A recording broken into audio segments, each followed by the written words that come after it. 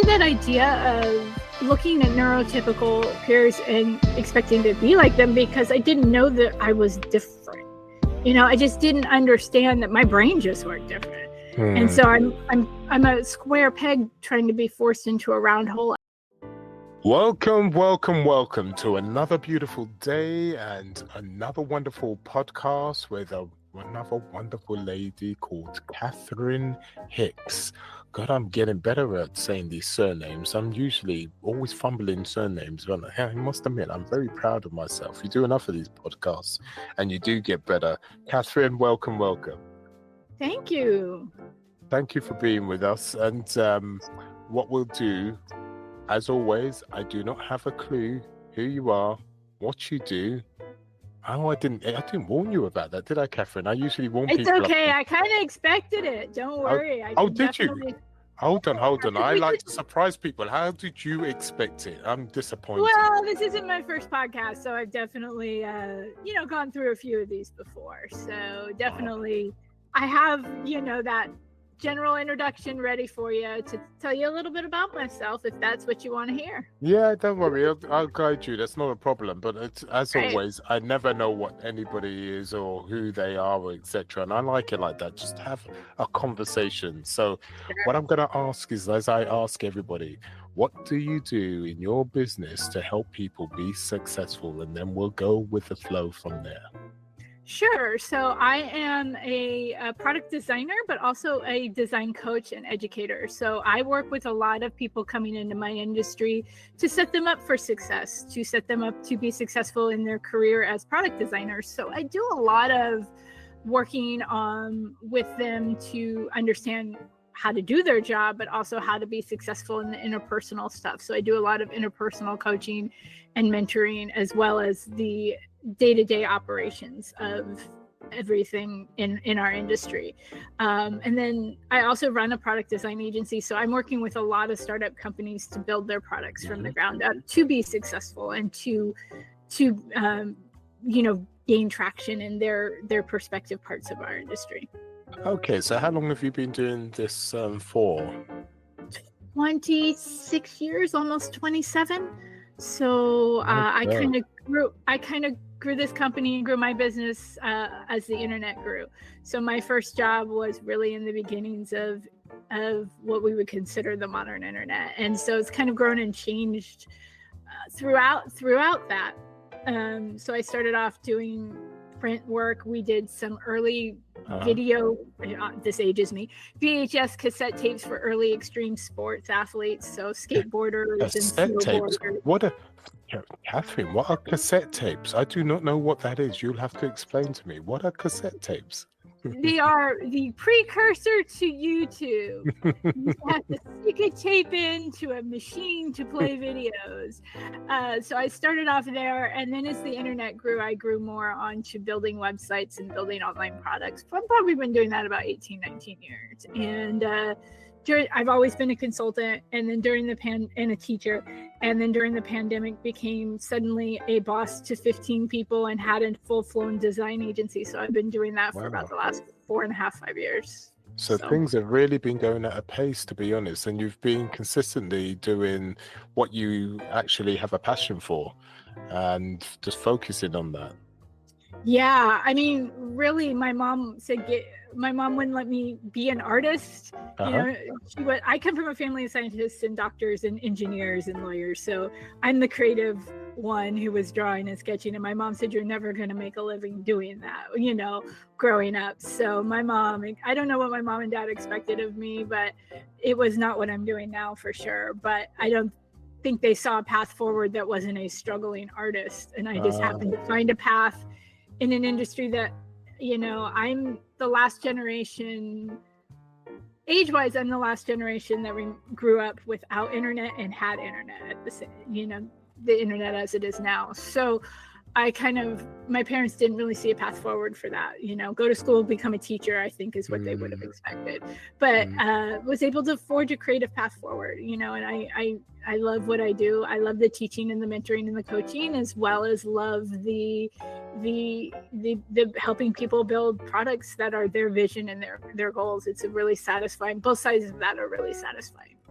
Okay, now you're ADHD, are you not? Yes, I was actually diagnosed during the pandemic. Were you? My nephew was diagnosed. I say nephew, my best friend's son, but he's my nephew. I'm his auntie, he's my nephew. I guess so.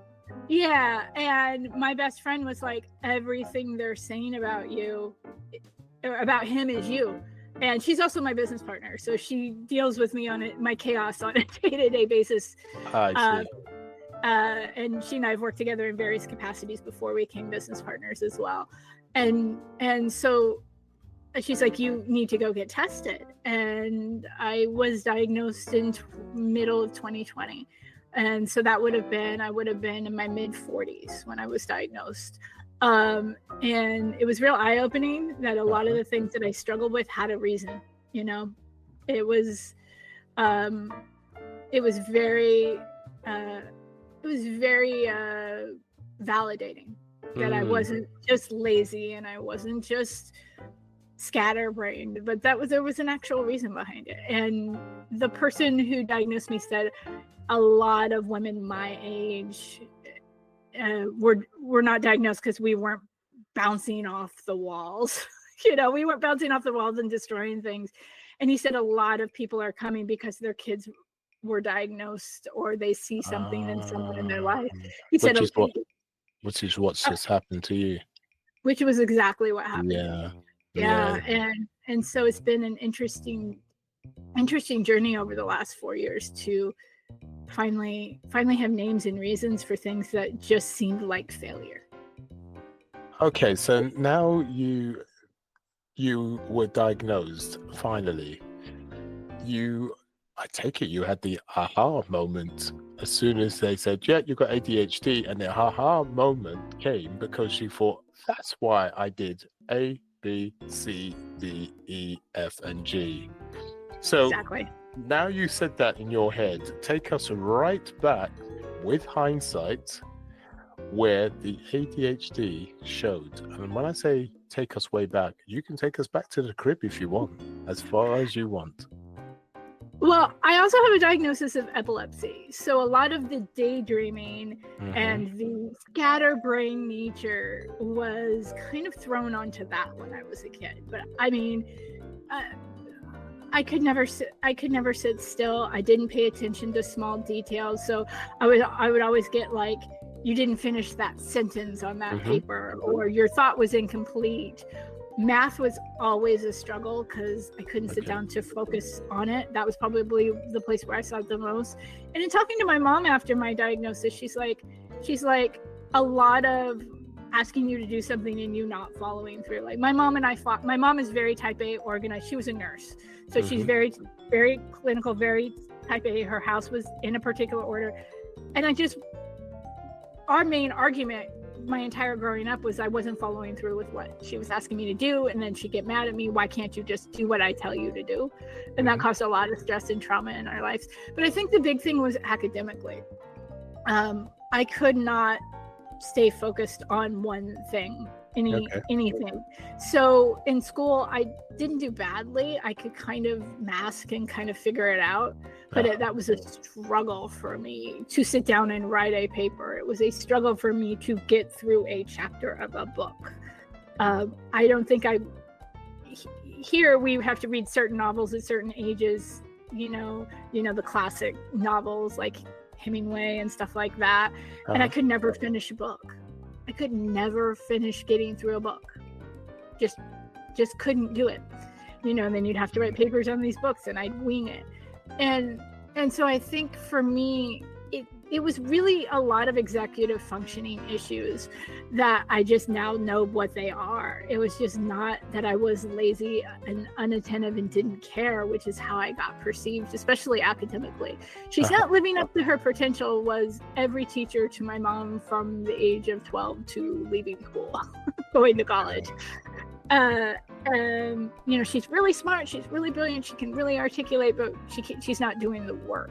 And I said probably a lot of it because the work was overwhelming and I didn't know why. And that turned into really feeling, I'm just not smart. Yeah, I had the same thing when I was at school with the teachers, especially in one teacher in particular. Used to always say the same thing about intelligence, but I just don't know why, won't focus, this, that, and the other. It's a horrible situation to be in. You know exactly how that feels. And it's Yeah. frustrating too at the same time. Yeah, it's super frustrating because I knew it, you know, like especially writing and creative arts. Those were my areas. Math and science, still not my areas. You know, I'm in graduate school right now, still not my areas. Got through them, but still not my areas. But for me, it was really that idea of looking at my neurotypical peers and expecting to be like them, because I didn't know that I was different. You know, I just didn't understand that my brain just worked different. And so I'm a square peg trying to be forced into a round hole academically. And it wasn't until I got to college where, because of other disabilities, that are physical disabilities in my life, I was able to get accommodations, which are in the United States. We have laws around academic and accommodations that you can get if you have a verified disability. I was getting things like more time on my tests. I was getting things like extended deadlines on my things, and I was able to thrive not only in that, but I was also able to focus on the things that my brain really enjoyed. So I was able to take the art classes and take more of the English classes on writing instead of reading. And so it wasn't until college that I felt academically even remotely successful. Okay, so as you was a child, you obviously struggled quite a lot in more ways than one. But what kind of support was put into place? Obviously, they didn't know that you had ADHD. But I knew you was really struggling. Did you have any support at all with the teachers? Did anybody take you in hold and try to support you in any way? Or was you just felt like you was alone? I felt like I was alone until probably my sophomore year in high school. I had a really amazing Spanish teacher who I was friends with until she passed away a couple of years ago. She was really kind of that one, you know, when you have that one pivotal teacher that makes a difference in your life. She was like, you can do this. You just need to take more time with it. And I used to start school at 6 a.m. for band practice. I was a musician in high school. And I would come in after that, and she'd tutor me for an extra half an hour every day, just sitting, drinking her coffee in the morning. And she was really, she was an amazing teacher. She had like 800 people at her funeral, and I'd say probably 700 of that was former students. She taught at my high school for like 30 years. She was an amazing woman. And even as an adult, when I was stressed out starting my business and starting it, you know, she was at my high school graduation, she was at both my college graduations, and she was an amazing, truly what an educator should be. And then my parents would take me to tutoring, and then my parents would just get frustrated. They'd be spending all this money on tutors and stuff, and they weren't seeing any difference. So after a certain point in my academic journey, my parents were just kind of like, this is just her. You know, they kind of resigned themselves to the fact that I wasn't failing, so why put in the extra effort? I wasn't failing. I was getting B's and C's. My parents would have loved for it to be more A's and B's, but I was getting B's and C's. I was going to graduate. They kind of got frustrated with it after a while, because what they saw was me not working. They didn't see how hard I was working. They didn't understand how hard I was working to get the results I was getting. What they were seeing is I wasn't living up to the standards of what they thought I should be with how smart I was. So, you know, those things were a constant battle. And the remnants of that were just the fact that I just felt dumb. You know, I just felt like I'm not getting it. I don't understand why I'm not getting it. I'm busting my butt. My parents are calling me lazy. My teachers are telling me I'm not living up to it. And it was traumatizing academically. I mean, I went to college and struggled to figure out what I wanted to do, because I just didn't think I was capable of anything. Right, so you felt like you wasn't getting it, as you say, and felt very frustrated from that point of view. You felt silly, you felt stupid. How did that affect you leaving school and having relationships, for instance? And so you felt quite dilated as a person, So how did that affect you? I'm the fixer in my family. I'm the fixer in my friend group. You know, I'm the person people come to. I'm not the person who goes to people. And I think that kind of came from the general idea of not feeling worth help. Like I think that's kind of just one of those things that came from it. Not that I had necessarily low self-esteem. I don't think I had any self-esteem that I was worth anything. Whether that was my romantic relationships, my friendships, it was like more, I have to give you everything of me for me to be worthy enough to be in your life, versus it being a two-way street that it is now that I've done a lot of emotional growing up and healing. So I was in toxic romantic relationships. I was in friendships that took advantage of me, because when you've been knocked down in your self-esteem, feeling like you're not capable of anything, you let people take advantage of you. Yeah, it's quite toxic. So you had these toxic relationships around you because you didn't feel like you was worthy, obviously because of what happened in the past and growing up. So I take it things changed when it came to not feeling worthy. So much happened within your life. Did you change that mindset at all? I did, and I think it was when I found what I do now for a living and got good at it. I mean, I've been doing it a long time. I've been doing it pretty much over half of my life. I started doing this in my late teens, early 20s. So when I found something that I could latch onto that I was good at, for the first time I felt like I was good at something that was worth something to other people. You know, people were hiring me to be a graphic designer. People were hiring me. I was having jobs. I was able to pay my bills. I was being successful. So that's not necessarily the healthiest place to be, wrapping your self-worth in your work. But at least it was a starting point for me. Yeah, of course. And it was a starting point to show that you can do, and you didn't have to rely on anybody else to do that. Because I suppose when you was in these toxic relationships, I suppose you felt like you had to not walk away, rely on these people, because if you didn't, right, you'd fall apart. How was you going to cope? I was very much a people pleaser, and I'm a recovering people pleaser now. I still have aspects of it that are still there, because I had no self-worth to know that I don't need to please everyone to be a good person. You know, and I think that came from feeling a little bit just kind of floundering. And so when I glommed onto this career that I do now, it gave me purpose. It gave me focus as much as my brain could focus. It gave me something to focus on. And the great thing about creative work, and I think why I've been so successful in it, it's an ever-changing job.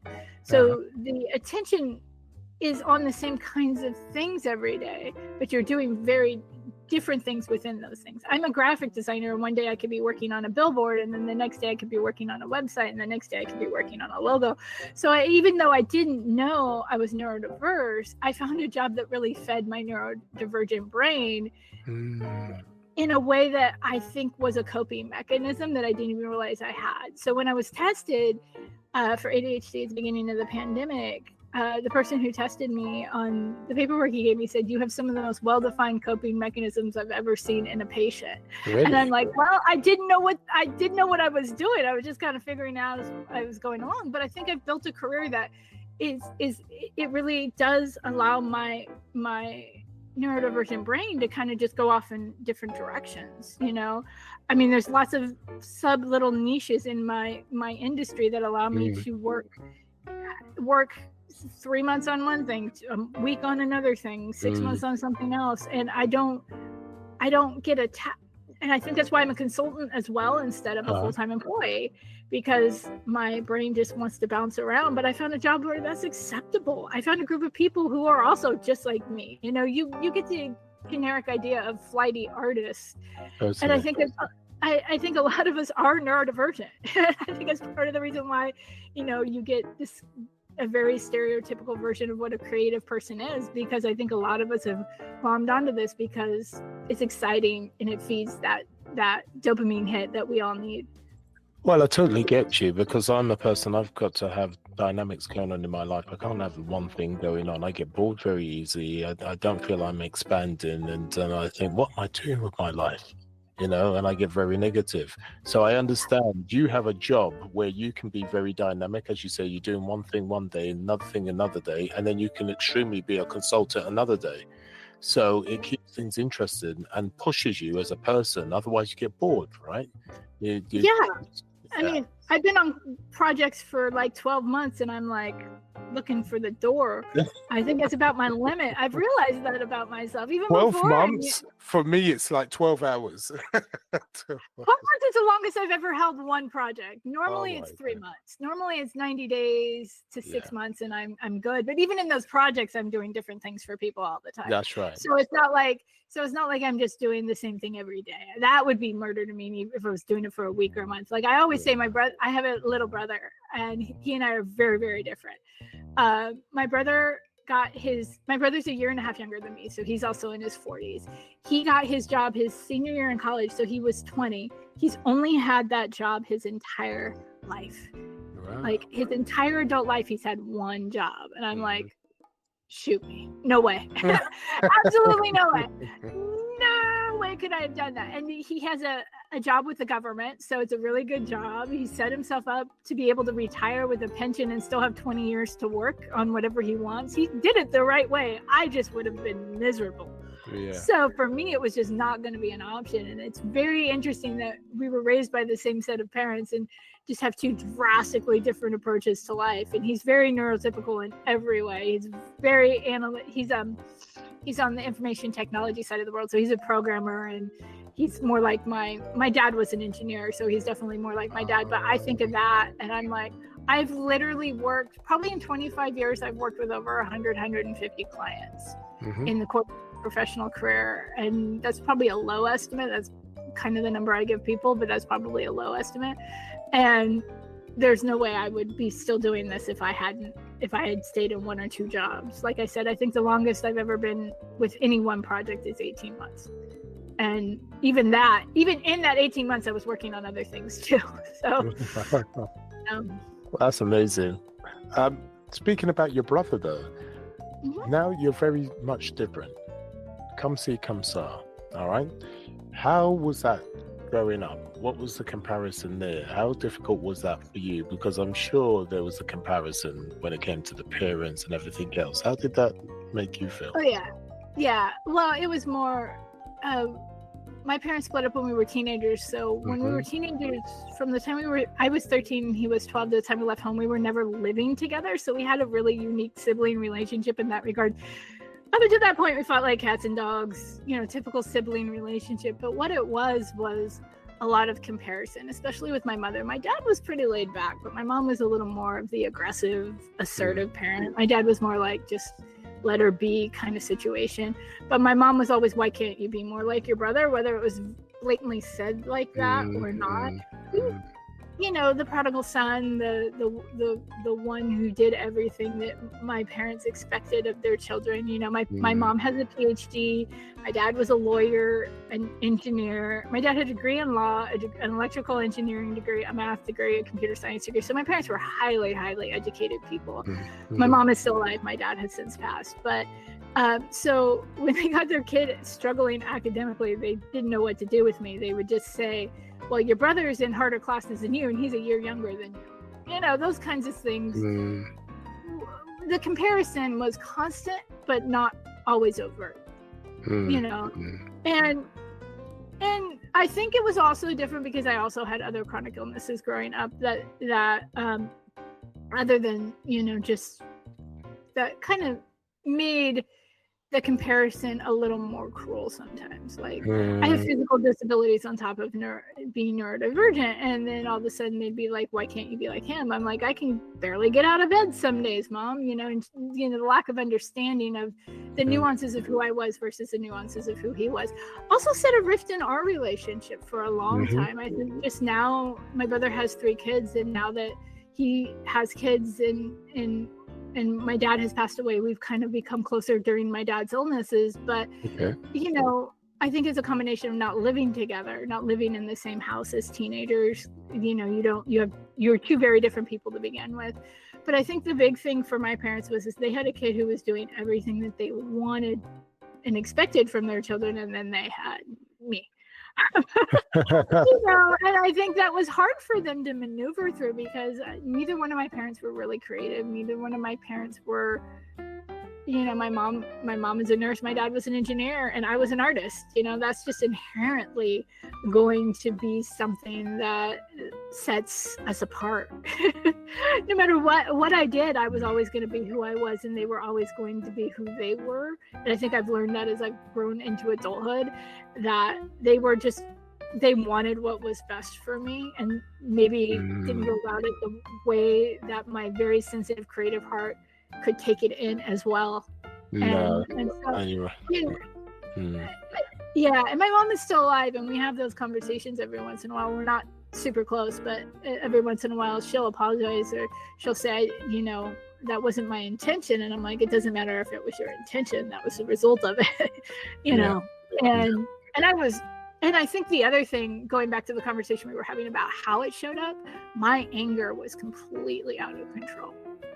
My outbursts were complete. Like, I had no control of my temper as a kid. Like, I would slam doors. I slammed a door and broke a window when I was upset. I would scream and yell. And I think that those outbursts were also super hard for my family to deal with. You know, and they brushed it off as, oh, that's just what creative people are. You know, they're just temperamental. Yeah, they're just temperamental. You know, they're just temperamental people. And not that it didn't cause conflict, but that was kind of how they brushed it aside. So you had a bit of a difficult life, really. It was wasn't the worst, but then it wasn't the best either. It was a bit taxing, but also put you in a position. Those things actually helped you to be successful, to be more adamant that you was going to achieve. You know, so, and I always say to this for people that tend to be leaders and do great things in life, they do go through some turmoil, and obviously you have some illnesses. You felt like you weren't appreciated at the same time, and everything else that goes with that. And so, because you had gone through that pain, going through the pain of setting up a business was nothing. Yeah, I always say if none of the struggles I had as a kid were there, I wouldn't have even felt brave enough to go do this. Right? Like, I would have just gone and gotten a job and been miserable. Right? Yeah. But instead I said, screw that. I don't want to work for anybody else ever. You know, and I haven't. I mean, I've worked for clients, but I've never really had a boss other than the clients who I work for. In 26, my first job was in December. So starting my 27th year in doing this. And so for me, it was like, I was adamant about doing this from the beginning my way. And I'm very, very fortunate that my father and my mother both ran businesses. So when I got to this point where I'm like, I want to do this on my own, they kind of went, oh, okay, that is something we can help you with. And that's something we can nurture with. My dad ran a law practice. My mom ran a business consulting group. She ran a hospital, a psychiatric hospital. My mom was, I always say my mom is the greatest example of what I wanted to be as a professional and what I don't want to be as a parent. Ever. Yeah. You know, those really interesting combinations of a mother-daughter dynamic can be pretty tricky. But once I decided I wanted to be a business person, then my parents kind of came back around to it, because that was something they both understood. The creative kid who was listening to goth music in the corner and drawing in her sketchbook, they didn't understand. The girl who wanted to start a business and work for herself, they understood because they'd both done it. Yeah. So then it became a much different conversation. It became a much easier conversation with my parents when it was like, I want to do this on my own. I don't want to go work for anyone. Then all the support and all the help came, because both my parents had done it and they understood the struggles and they knew how to guide me in that. Great. So let's talk about your business. So with all that taken into account, the reason why you're able to do what you do is, number one, is because of your ADHD. That's actually giving you the creativity and the dynamic for you to do the things you do very well. That's number one. And obviously with the things that you've gone through in life, that's able to communicate with your customers effectively. And so how does that work out? I mean, what do you do with your customers? You have certain projects with your customers? Do you also do speaking gigs? Do you do corporate, anything like that?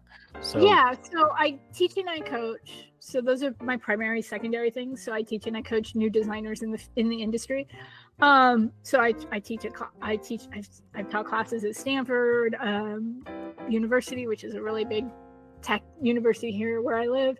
And then I do speaking, and my speaking is kind of all over the place. So I do speaking on design trends. I do speaking on disability advocacy and accessibility in the workplace. And I'm just now, in the last couple of years, starting to speak about neurodivergence in my experience, being a late diagnosed woman and how that's affected me. That's been a new thing over the last couple of years. But primarily on the speaking side, it's really working around the way of how to make sure new designers are getting their foot in the door in the right way to be successful in the industry. So a lot of coaching and mentoring and guiding that I don't think I had. I'm now trying to be of service to people in a way that will help them. I think it's kind of done a lot of that healing of all that stuff that I missed. And I love doing that aspect of it. So it's a lot of workshops. It's a lot of that. I don't do a lot of corporate speaking just because I'm not a real corporate person. I mean, I'm in a hoodie and a sweatshirt. That's kind of my MO, getting dressed up in a suit to not even just for that one day. No, I'm not a big corporate girl in general. I don't have a lot of corporate clients. I work primarily with startups. I just realized it just grates on against my personality a little more than I'd like. Like, I've done corporate work. I worked for Apple. I've worked for Amazon. I've worked for Google. And those have been the most miserable months of my professional existence. Really? And I just realized early on that that's just not where my heart lies. So no, would I get dressed up to go talk at Google? Probably not, unless the situation was very specific to something I felt I had something to say that would be beneficial to the people in the room. I never say never in this life, because when you say never is when, the universe laughs at you and puts it right in front of you. I will say that's not my primary areas of focus. So so hold on, we're doing reverse psychology here. So you're not saying never because you never want it to happen. And that's why you're saying that. I see. Because the universe has a sick sense of humor. When I say I never want something to happen, it happens. So I'm just like, no, will just leave it, And I've also had a couple of really great opportunities in bigger corporate situations, whether that's from doing client work or stuff that I've been happy with. But for the most part, I feel like my strengths are not in those areas. And I think that's something I've learned, especially over the last 4 years since my diagnosis, is not to push myself into those, to be that square peg in that, trying to push myself in that round hole. I used to do that out of fear of not being successful. And I think what the last 4 years have shown me, especially since my diagnosis, is that I don't have to do that. There are plenty of ways to be successful in ways that are comfortable for me, in my neurodivergence, in my physical disabilities. There are ways that I can be successful that I don't have to go, my goal is to give a TED Talk, which it used to be. If you'd asked me what my speaking and my goal was to give a TED Talk, now I'm like, thought of dealing with that? No, thanks. I don't feel that that's a level of need to be successful. And in the beginning of my career, it was like, oh, you have to go work at Google or Apple or Facebook to be successful. Feel like I'm successful. That was kind of what I put on the parameters. And I'm like, that because that's society's parameters. If you do what I do, those are the companies that almost everyone wants to work at. No, you're totally right. I mean, and I say to the listeners on here, to be successful just means getting to your goal. Successful doesn't mean that you've made $1 million. It doesn't even make you made $1 billion. Maybe you've just wanted to work with 5 clients, and that's success to you, and to keep those 5 clients, and that is success. It's not about how big something is or how wide something is. It's if you've achieved what you wanted to achieve. Yeah, I'll give you an example of that. I was working with a client who wanted to bring one of my employees on full time. And she and I were having the conversation. She's like, I love what I do. I don't ever want to be a manager. And I'm like, that's perfectly fine. I didn't want to be a manager until I got all 15 of you. That was a journey in and of itself during the pandemic, and I'm happy to do it now. But for me, I always say success is what makes you happy and fulfilled. It's not what makes other people happy and fulfilled. That's right. I've had opportunities to go into big corporations and be a manager and run teams, and that's not what I do. I'm a creative person. Like, I love the creative act. So I love the coaching and the mentoring of people coming into the industry. I'm satisfied with that. I'm satisfied with working on the projects I'm working on and helping people make their visions come true. I don't need to be making $1 million. I live in San Francisco, outside San Francisco, California. It's super expensive to live here. I do need to pay my bills, but you don't have to put another person's layer of what success is and make it yours. And I told her, if that's not what you want to do, just go into the conversation and say, that's not my long-term goal, and explain to them why. And she didn't end up leaving because she's like, that they saw that as being lack of, I think the word they used was lack of, the word does not want to come, lack of foresight, like lack of vision. That was the reason they told her. Yeah, lack of foresight. You don't see yourself going somewhere. You just see yourself staying still. And they didn't see that as a benefit. They saw that as, oh, well, you don't have aspirations for leadership. Obviously, something's wrong with you. And I've gotten that. I've gotten that a lot. Before, when I was just consulting, before I had a team working for me, I got that a lot. Like, where do you see yourself in 5 years is a question you will never hear me ask when I'm working with people, because I don't care. I want you to be happy in 5 years, whatever that is to you. I don't need you to say, I want to be a leader and I want to run a team of 20 people, because if that's not going to make you happy, I'm going to assume that's what you want, because that's what you're telling me you want. Yeah. And then I'm going to give it to you and you're going to be miserable. Just be upfront with me. You know, and she didn't end up getting the job, and she still works for us, and she's happy. She leads the team. She leads our team of designers who work under her as a teammate, not as a leader. Meaning, she's our internal mentor. She's the person they go to if they have something, you know, are struggling with something. They don't have to come to me. They have her, and she's a peer, so it's a different relationship. And I said that's just as valuable, if not more valuable, to have someone like you on our team than it is someone who's already looking ahead to outgrowing the role I'm hiring them for. So for me, success has always been, I want a roof over my head. I want to be able to travel. I want to be able to do meaningful work with good people. That's my level of success. If you ask me what success was, it's not, I want to make $1 million and have a private jet. That's just not who I am. It's being around good people, doing good work, being able to see the world, experience the world with the people I love. Like, I just took my goddaughter to Disneyland for the first time for her 9th birthday a few months ago, and I was able to pay for that because my company is successful. That was successful to me. Yeah.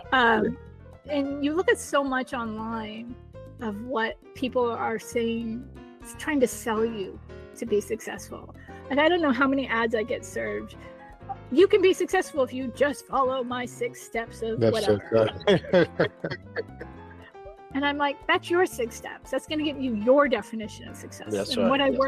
When I work with my students, one of the first things we work with when I coach is, what does success look like to you? Not what does success look like to you, other people that you think it is, but what does it look like to you? That's the first thing we work on before we even start on building out your career plan, how to do it. So what does it look like to you? What kind of work do you want to do? Do you have a particular industry you want to work in? Do you have a particular company would make you feel successful? Like, I can tell you, the first time I went to work for Apple Computers, I felt successful. I felt like I hit that level in my career at a company that was that unique, because we're talking, this was the early 2000s. This was right around the time the first iPhone launched that I went to work for them. So it's a company doing something so unique and so different than everything out there. That was when I realized I was a successful designer. You know, that wasn't making $1 million. I was barely making enough to pay my bills, but that's where success was for me at that point. And I think the more you can dial into what that is for you, the more your decisions become easier. How wonderful. I'm really glad for you. And I can see how you bring a lot of value to your customers at the same time, with the expansive experience that you have at the same time. How can they get hold of you? So if someone wants to get hold of you and they need your services, how would they get hold of you? We are on social media. We're just kind of relaunching everything. We are at A Focused Design on all socials. AFOCUSEDDESIGN. 2 D's in there. And we're just relaunching social. We'll be relaunching some courses around career development for designers. And we are available as an agency if you have any design work. Great. So as you can see, Catherine's had an expansive journey and she worked her ass off to get where she wants. But at the same time, she's enjoyed what she does because she's natural at what she does because of her neurodivergence, her ADHD, which helps her be dynamic, being able to move in whatever direction that she needs to get the job done. And as that said, if you're resonating with her, it makes sense to give her a call and her team and to have that discussion. As you can see, you can't go wrong, right? Catherine, thank you for your time. I really do appreciate your time. Well, thank you so much. Pleasure. In the meantime, everyone, we will speak soon and sayonara.